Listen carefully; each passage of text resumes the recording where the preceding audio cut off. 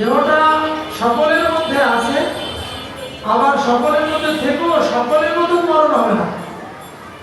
এই প্রাকৃত দেহ ছেড়ে তো আমরা যাবই, কারণ এই প্রাকৃত দেহ গোবিন্দ শুয়েও দেখেন। প্রাকৃত দেহের কোন সেবা গোবিন্দর মন বলে, তাহলে আমরা এখানে এত কিছু কেন করি? বলে আমরা এখানে করি ওইখানে যে যাতে ভালো করে করতে পারি সেই অভ্যাসটা পাকা করার জন্য। যখনই এরকম করতে করতে করতে করতে করতে করতে অভ্যাস পাকা হবে, মনও পুরো পাকা হবে। আগে 10 জায়গায় মন ছিল, করতে করতে 9 জায়গায় 8 জায়গায় কুমতে কুমতে কুমতে কুমতে এমন একটা সময় আসবে মন আর কোনো কিছুতে নেই, মন একমাত্র গোবিন্দেই আছে। তখন গোবিন্দ বৈষ্ণবের পরিত্যাগ করায় তাকে অপ্রাকৃত দেহে যোগ করে তার নিত্য সেবা পুঞ্জে সুযোগ করে দেয়। সে কারণে আমাদের সুযোগ রয়েছে। এইসব প্রসঙ্গগুলো এই জন্য বলতে হয়। আজকে এখান থেকে শুরু হবে। আর একটু আগে বলেছিলাম, এই যে আমরা মাত্র কোনো সাধন জানি না, কোনো সাধন করিও না, আশা নিষ্ঠা কোনো কিছু আমাদের নেই। তা যদি কোনো কিছু নাও থাকে, তা যেখানে সাধু গুরু বৈষ্ণবের আগমন, সেখানে যদি নিজেকে নিয়ে যাওয়ার চেষ্টা স্বভাবটা থাকে, তাহলে সেই ব্যক্তির আত্মার গতি বৈকুণ্ঠ। অন্যান্য গানের কথা বলবো না, অন্যান্য অনুষ্ঠানের কি মহিমা তা আমি জানি, তবে ভাগবত এরকম শিক্ষা সেখানে দিয়ে রেখেছে। গোকর্ণ, আরে আপনারা তো কম বেশি ভক্তি আপনাদের মধ্যে আছে। গোকর্ণ যে ভাগবত যজ্ঞটি করলেন, কার উদ্দেশ্যে শুরু করলেন সপ্তাহ যজ্ঞ? একটা আত্মার গতি হয়নি। মরণের পর তার আত্মার কোনো জায়গায় কোনো কিছুতে গতি হয়নি। গতি 4 প্রকার না 3 প্রকার। আর একটা আছে এক প্রকার দুর্গেয় গতি, আর এক প্রকার আছে অগতি। তার ধুন্ধুকারী তার পিতা আত্মদেব ব্রাহ্মণ, পিতার অনেক মহিমা। সত্য যুগে গৃহস্থ ভক্তদের মধ্যে তার উপরে মহিমা প্রশ্নই আসে। এত উন্নত উজ্জ্বল ভজনানন্দী বেদজ্ঞ ব্রাহ্মণ, তথাপিও তার ঔরাজ্যত সন্তান ধুন্ধুকারী যদিও না,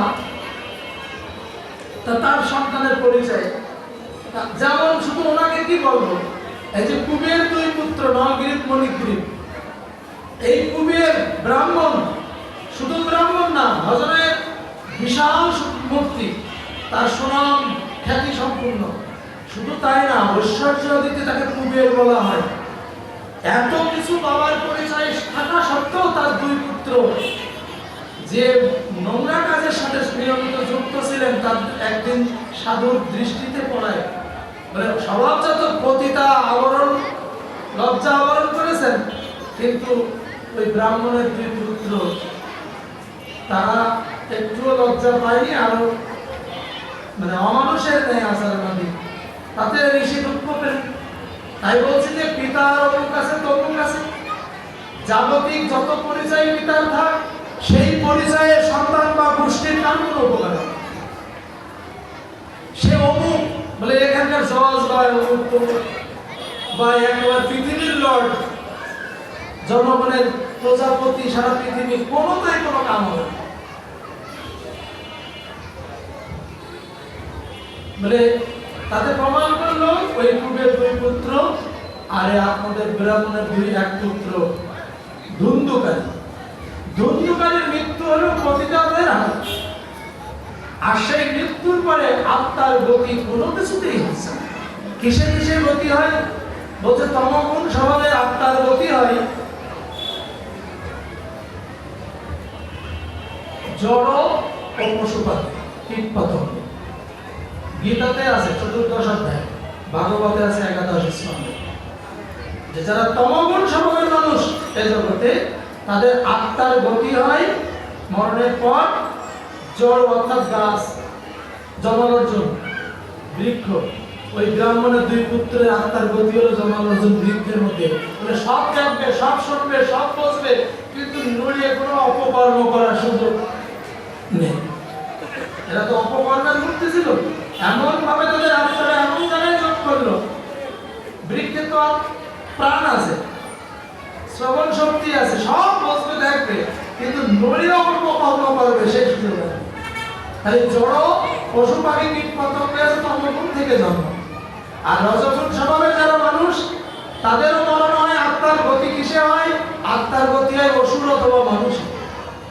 আমি জায়গা অধ্যায় তো বলে দিলাম, শ্রীমদ্ ভগবত গীতার ত্রিগুণ বিভাজক 14 অধ্যায়, প্রতিদিন পড়েন দেখবেন। আর যারা শতগুণ স্বভাবের আপনাদের মতো, তাদেরও মরণ হবে। ওদের মতো দেখতে, ওরাও যেমন করেছে এরকম করেছে, কিন্তু আত্মার গতি কোথায় হলো সেটা আমরা দেখতে পাচ্ছি। শাস্ত্র আমাদেরকে দেখাই দিচ্ছে যে তাদের আত্মার গতি হবে, জন্ম নেবে মানুষের ঘরে, কিন্তু জন্ম নিয়ে সূর্যের চতুর্শনাদি এদের মতন চলে যাবে ভগবত ভজনে, অথবা সংসারে যদি থাকেও এই সমাজের মানুষ তাকে দেবতুল্য সম্মান দিয়ে তাকে শ্রেষ্ঠ আসন অলঙ্কৃত করে, যাকে বলে দেবত্ব অথবা ঋষি। এখন এই রজগুণের থেকেও গতি আছে, তমগুণ থেকেও গতি আছে, শতগুণ থেকেও গতি আছে, কিন্তু ধুন্ধুকারীর এরকম কোনো জায়গায় আত্মার গতি হয়নি। বলে কি গতি? বলে গতি হয়নি, বাতাসের সাথে মিশে দুঃখ ভোগ করতেছে। আর তাকে মুক্ত করবার জন্য গোকর্ণ ভাগবত যজ্ঞের ব্যবস্থা করলেন, নিজেই কীর্তন করলেন, তাকে নিমন্ত্রণ করলেন, তাকে হরিকথা শ্রবণ করালেন। হরিকথা শ্রবণ সম্পূর্ণ হওয়ার সাথে সাথে তিনি আর বাতাসে নেই, বাতাস থেকে এবার মুক্তি পেলেন। এবার দিব্য মূর্তিতে দণ্ডায়মান হয়ে সেই ব্যাসাসনকে এবং পাঠককে স্তবস্তুতি প্রণাম পরিক্রমা করতে লাগলেন। এইরূপ করতে না করতেই রথ বৈকুণ্ঠ থেকে আসলো, সেই আত্মাকে, সেই আত্মার মূর্তি, দিব্য মূর্তিটাকে বৈকুণ্ঠ ধামে নিয়ে যাওয়া হবে। আলোচ্য বিষয় ছিল আপনারা যদি ভজন বিমুখ হন অন্য সকল আচরণের ব্যাপারে, শুধুমাত্র যেখানে ভগবত সঙ্গ হয়, ভগবানের কথা হয়, যেখানে গেলে সাধু সঙ্গ হয়, সাধুমুখে হরিকথা শোনার সুযোগ হয়, এই স্বভাবটা যদি আপনাদের থাকে, তাহলে দেহান্তের পর আপনি অবশ্যই ওই বৈকুণ্ঠে যাওয়ার সুযোগ আপনি ভগবত কৃপায় পাবেন। এই জন্য বলেছেন শ্রবণ মঙ্গল। মঙ্গলটা কি? বলে এখানে তো মঙ্গল কিছু ভোগ পারবেনি, যেমন আজকে এখানে হরিকথা শুনতে আসছেন, একটু প্রসাদ তো পাবেন, এক প্রকার মঙ্গল। আর কতজনের সাথে দেখা সাক্ষাৎ হলো, তাতে মনে একটা আনন্দ হলো, এটা একটা মঙ্গলের অংশ। আবার পরিচিতি বাড়লো, সকলের সম্মান প্রশংসা, এতে একটা আনন্দ আছে। বাড়িতে যাওয়ার পরেও এইসব কথা ব্যবহার কিছু কিছু কাজের মধ্যে প্রকাশ হয়। এখানে আসার পরে যা যা শুনলাম তার থেকে কিছু যে মনের মধ্যে জায়গা নেই না তা না, সেই সকল মনের ব্যবহার বাহ্যিক ব্যবহারের মধ্যে প্রকাশ পায়। এইভাবে উন্নত চলতে চলতে চলতে এক সময় উন্নতমতে পৌঁছাবে। যে মানুষ শ্রবণে, এক সময় বলেছিলাম যে একজন কীর্তনিয়া কীর্তন করে দৌড় মারে, ওই কথা শুনলে তার সর্বনাশ হবে মনে করে। তাহলে আপনারা তো সেই স্বভাবই না, ওরা দৌড় মারে আর আপনারা এসে বসেন। তাহলে আপনাদের এই শ্রবণ করার পরে কি হলো? শ্রবণ করতে করতে করতে করতে মঙ্গল, এবার মঙ্গলের দিকে আসে। আগে